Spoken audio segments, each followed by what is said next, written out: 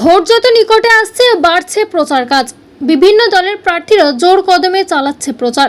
বহরমপুর লোকসভা কেন্দ্রে শনিবার সকালে গান্ধী কলোনি এলাকা থেকে বিটি কলেজ বটতলা মোড় পর্যন্ত অধীর রঞ্জন চৌধুরী প্রচার সারেন।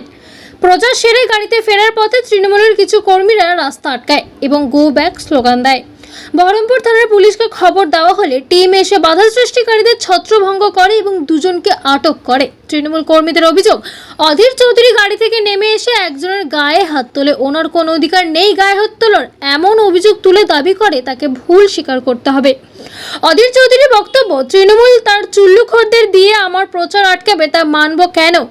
নেশা করে গো ব্যাক বলবে, প্রতিবাদ তো করবই, আর সেটাই করেছি। চারিদিকে সিসিটিভি আছে, দেখলেই প্রমাণ পাবে আদৌ গায়ে হাত দিয়েছে কিনা। পুলিশ এসে পরিস্থিতি নিয়ন্ত্রণে আনে এবং দুজনকে আটক করে। ব্যুরো রিপোর্ট, খবর 3 ভোর, বহরমপুর।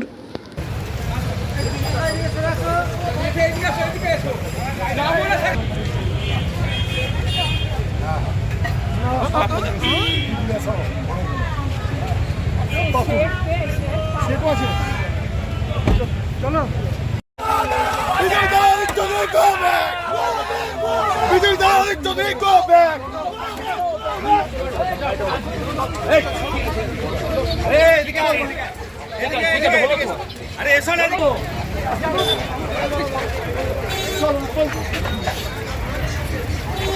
चलो गाड़ी पे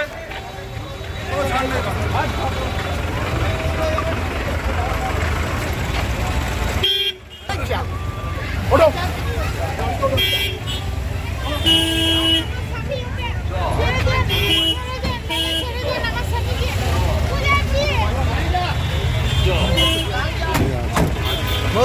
नाटक करा लो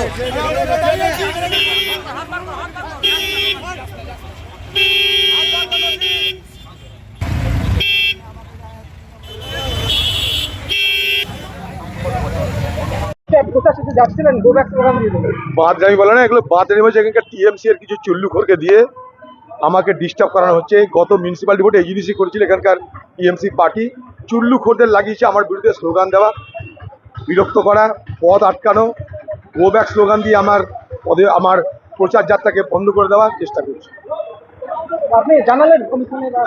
আমি জানাবো, এখানকার এসপিকে জানিয়েছি, বাকি লিখিত জানাবো নির্বাচন কমিশনার। বলছে আপনি নাকি গাড়ি থেকে নেমে চড় মেরেছেন একজন। কাউকে চড় মারিনি, যেটা কি হচ্ছে তাই নিশ্চয়ই বলেছি, 100 বার বলেছি। কাউকে চড়, সব তো সিসিটিভি আছে। হঠাৎ করে ছেলে মাল খেয়ে আমাকে বলবে গো ব্যাক গো ব্যাক, আমি তো নেমে প্রতিবাদ করবোই, প্রতিবাদ করেছি।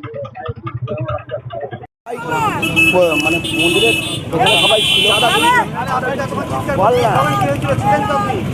মন্দিরের এখানে সবাই ছিল। এবার সবাই দাঁড়িয়ে থাকা বা ওরা অধীর চৌধুরী এবার হাত দেখিয়েছে, আর ওরা বলেছে অধীর চৌধুরী গো ব্যাক বলেছে। কিন্তু তাই বলে অধীর চৌধুরী ওইখানে দাঁড়িয়ে ছুটে এসে তাদের কলার চিপে ধরে মারবে।